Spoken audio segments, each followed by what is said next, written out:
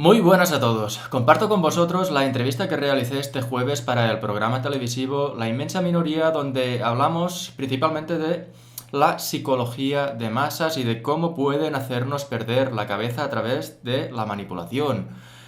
Especialmente mostramos dos experimentos sociales que muestran hasta qué punto somos influenciables. El primer experimento se trata de un experimento que desarrolló el psicólogo Solomon Asch, y después mostramos también un experimento social de una entrevista que se realizó en la Universidad de Washington. Y es que el miedo que sufre el individuo cuando percibe que puede ser rechazado al no aceptar una opinión grupal precisamente de este grupo es un miedo al que tenemos que acostumbrarnos y que tenemos estos días más que nunca que desafiar. Porque si no, una vez el miedo nos controla, ya no seremos capaces de describir ni siquiera lo que tenemos delante. The Asch experiment is one of psychology's oldest and most popular pieces of research. A volunteer is told that he's taking part in a visual perception test. What he doesn't know is that the other participants are actors, and he's the only person taking part in the real test, which is actually about group conformity. Please begin. The experiment you will be taking part in today involves the perception of line length. Your task will be simply to look at the line here on the left and indicate which of the three lines on the right is equal to it in length. So, for example, if you think... The actors have been told to match the wrong lines.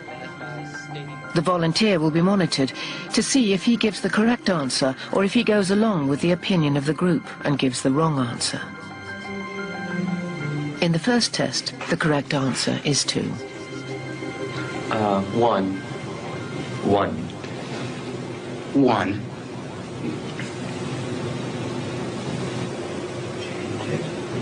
It's 2. 1. Once again, the correct answer is 2. 3. 3. 3.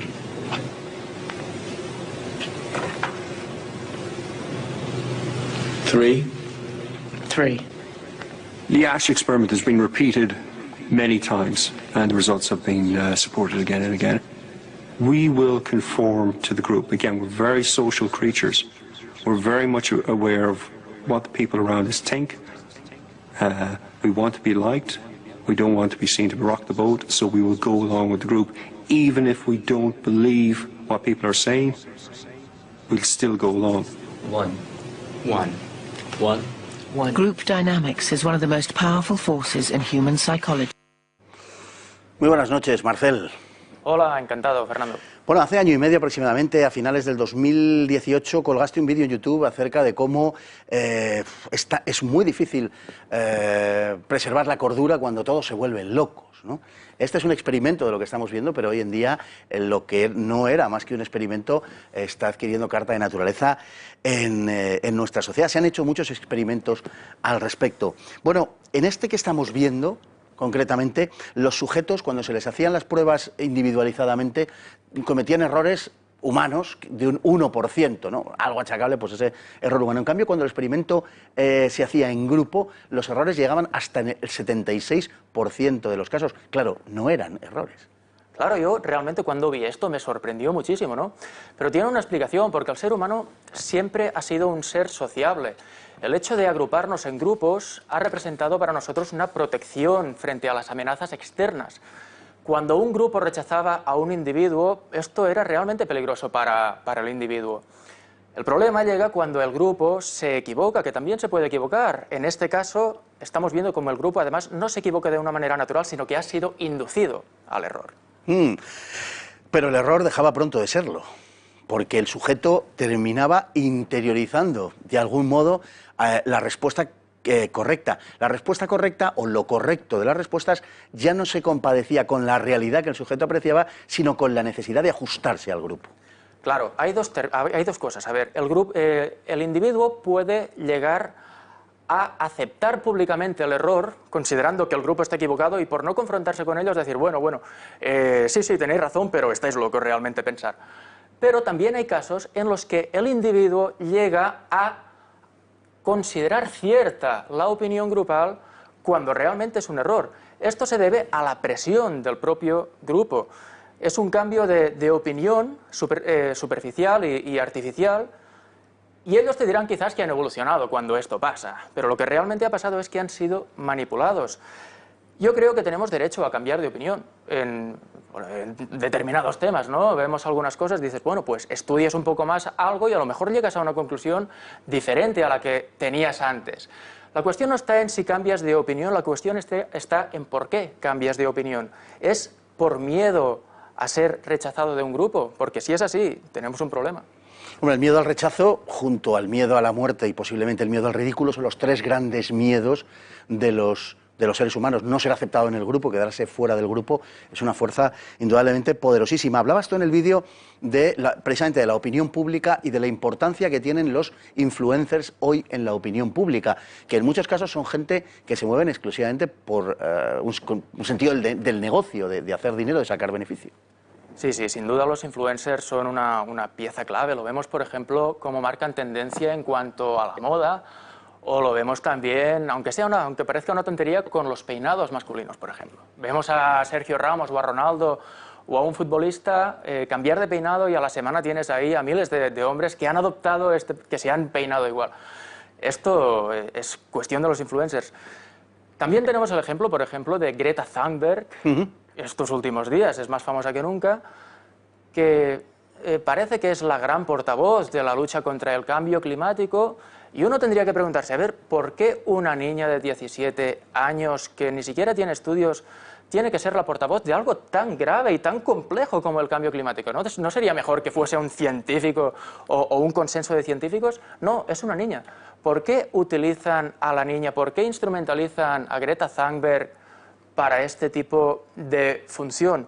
Pues lo hacen porque saben que a través del sentimentalismo, a través de tocar la fibra sensible de la persona, es cuando mejor conseguirás convencerla de algo. No a través del intelecto, no a través de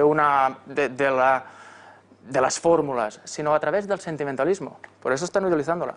Claro, una niña que dijo aquello de que le habían robado la infancia, claro, y todas estas cosas que obviamente no es un argumento científico, es un que argumento... llora en público, monta numeritos, todo esto toca la fibra sensible y es algo que quien estudia la psicología de masas sabe que es muy eficaz. Ajá. Bueno, lo que mejor ejemplifica quizá aquello de lo que estamos hablando hoy en nuestra sociedad es la llamada ideología de género. Un absurdo anticientífico que se ha impuesto exclusivamente por razones ideológicas, y por esa razón, precisamente por ese motivo, por esa causa, rehuyen todo debate medianamente serio y todo debate medianamente científico. Se apoyan en todo caso en filosofías que siempre pueden ser más o menos discutibles, pero desde luego rehuyen los datos científicos. Claro, ellos no pueden utilizar el debate científico porque es indefendible la ideología de género. Entonces lo que han hecho ha sido cargarse directamente la realidad y han inventado una realidad alternativa, superficial, que bueno, en vez de basarse en las leyes naturales, pues se basan en la voluntad del individuo. Han utilizado términos como, por ejemplo, la deconstrucción, la autopercepción y todo esto, que está muy lejos de ser aceptado desde una rigurosidad científica, pero bueno, en este punto pues a la gente ya no le importa tanto y funciona porque hay una cantidad de propaganda enorme que está promoviéndolo. Sí, claro, decirle a uno que se puede convertir en aquello que desee, simplemente con la voluntad, ¿no? Pues es algo que es un pensamiento realmente pueril, muy infantil, ¿no? Transformarse en aquello que uno desea. Es un sueño infantil. Y precisamente sobre la ideología de género vamos a ver el siguiente vídeo, que estaba también incluido en el vídeo que subió Marcel a YouTube y que ejemplifica como pocos vídeos el grado de idiotez al que ha llegado nuestra sociedad y las creencias que han arraigado en cierta parte de la población. Vamos a verlo porque vale la pena. Told you that I was a woman, what would your response be? Good for you. Okay, like, yeah. Nice to meet you. I'd be like, what? Really? I don't have a problem with it. I'd ask you how you came to that conclusion. If I told you that I was Chinese, what would your response be? I mean, I might be a little surprised, but I would say, good for you. Like, yeah, be who you are. I would maybe think you had some Chinese ancestor. I would ask you how you similarly came to that conclusion and why you came to that conclusion. I would have a lot of questions, just because on the outside I would assume that you're a white man. If I told you that I was 7 years old, what would your response be? I wouldn't believe that immediately.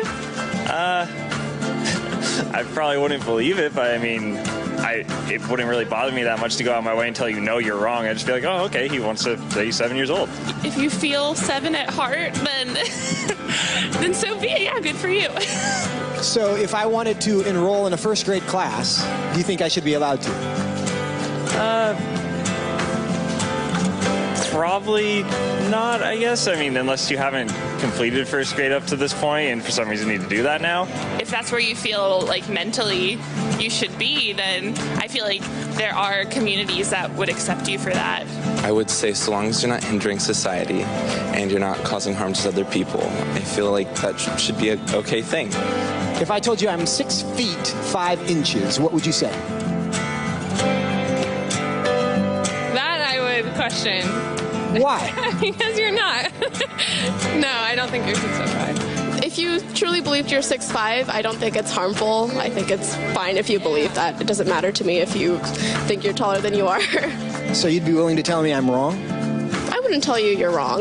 No, but I say that I don't think that you are. I feel like that's not my place as like another human to say someone is wrong or to draw lines or boundaries. No, I mean, I wouldn't just go like, oh, you're wrong, like that's wrong to believe in it. Because I mean, again, it doesn't really bother me what you want to think about your height or anything.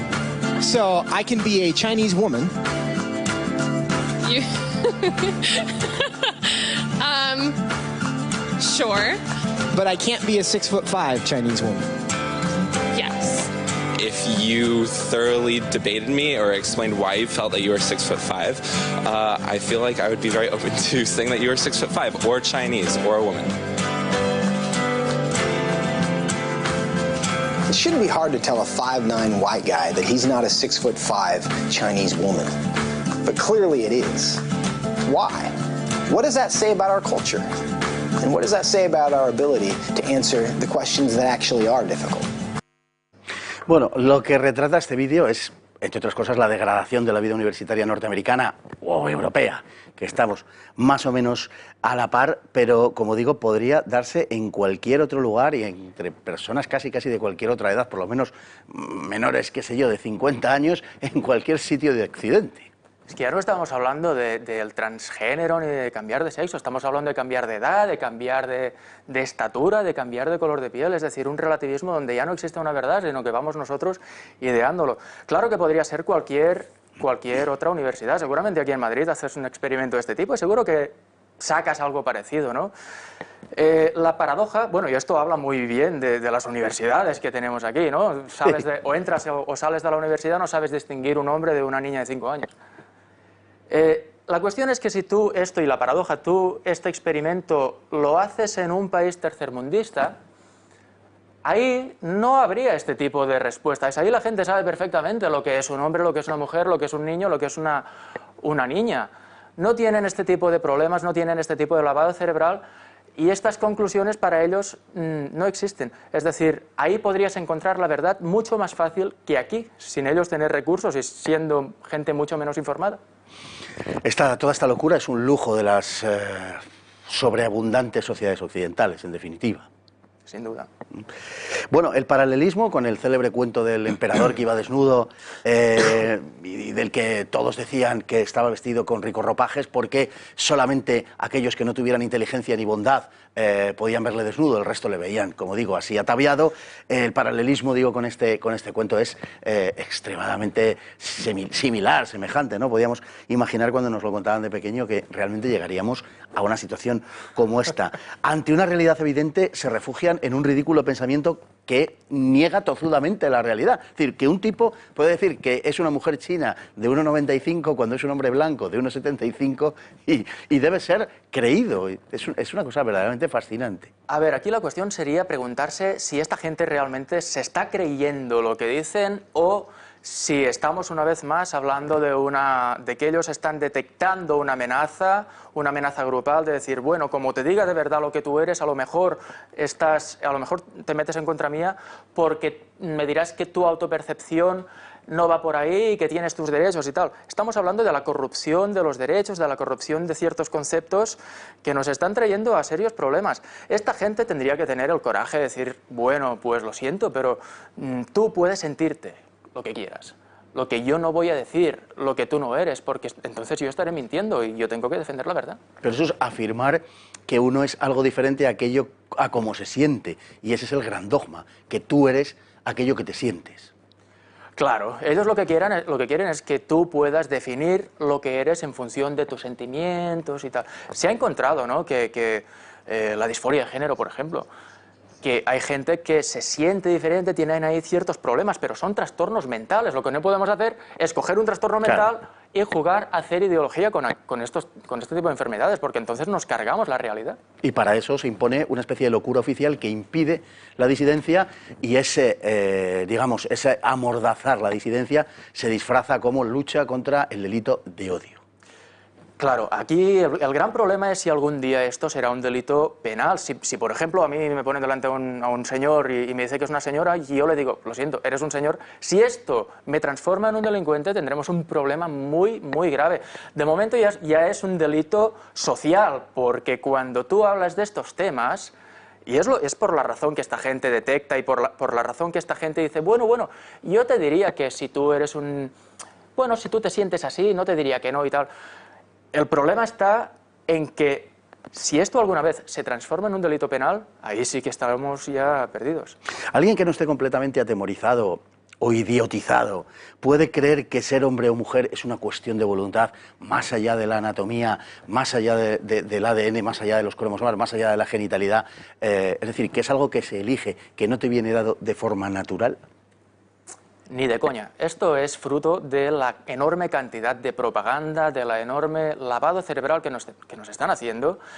Y bueno, es lo que te digo, ¿no? Tenemos miedo a expresar la verdad. El ejemplo, creo, más práctico es lo que te decía antes. Si tú vas a un país que no haya esta cantidad de manipulación y de propaganda, y a esta gente le preguntas, oye, pero defíneme qué es esto. ¿Es un niño de 5 años o es una mujer de 1,70 m? Te lo sabrán decir sin ningún tipo de problema, porque esta gente no ha sido trabajada, no tienen miedo de expresar la verdad, porque consideran que esto no hay maldad en decir lo que tienes delante. Porque son como el niño que en el cuento del emperador le ve desnudo. Tienen esta inocencia, ¿no? Inocencia, coraje. Aquí sería coraje, aquí es el coraje de decir, no, lo siento, te estás equivocando. Allí simplemente es no entrar en el juego, no conocer las reglas del juego de la ideología de género.